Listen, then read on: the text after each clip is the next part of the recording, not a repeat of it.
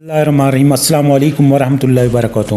محترم ناظرین، آج جو ہم آپ کے لیے ویڈیو لے کے آئے ہیں، یہ جن حضرات کو مباشرت کے دوران عضو خاص میں سختی نہیں آتی، مردانہ کمزوری ہے، چند قطرے نکلنے کی وجہ سے انتشار ٹوٹ جاتا ہے، یا جو ہے نا جریان ہے، ان کو جریان کی وجہ سے اپنی بیوی کے قریب جاتے ہی ان کو جو ہے نا وہ ڈھیلا پن ہو جاتا ہے، عضو مخصوص ڈھیلا پڑ جاتا ہے، اور اس کے علاوہ ان کے اندر اگر بہت زیادہ کمزوری ہے، عضو خاص میں سختی نہیں آتی، اور وہ یہ نسخہ بے حد سختی پیدا کرتا ہے اور نفس کو راڈ کی مانند یعنی کہ فل لوہے کی مانند فل انتشاری پیدا کر دے گا۔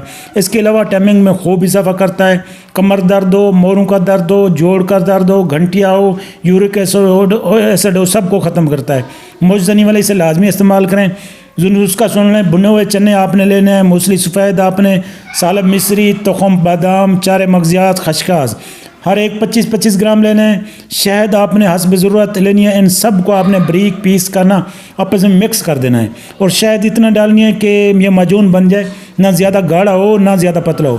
پھر اس کا طریقہ کار ہم آپ کو بتاتے ہیں۔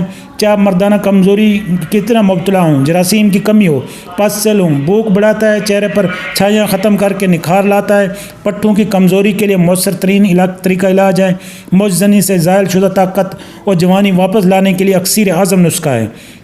جریان، اطلام، صورت انزال، ذکاوتس دانت کے لیے زبردست ہے، اس کو جڑ سے اکھاڑ پھینکتا ہے، وقت خاص کے لیے خاص ہے۔ 2 چمچ صبح 2 شام نیم گرم دودھ سے لیں، کھانے سے پہلے کھائیں، انشاءاللہ تعالی اس کے استعمال سے برباد ہوئی طاقت واپس لوٹ آئے گی۔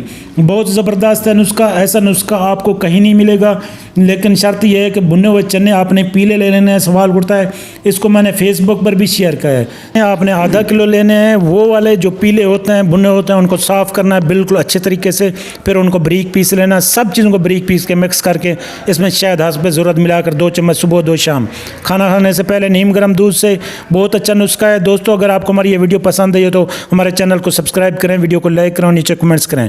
ملتے ہیں کل اسی طرح کی ایک نیو انفارمیشن کے ساتھ، تب تک کے لیے ہمیں اجازت دیں۔ اللہ حافظ۔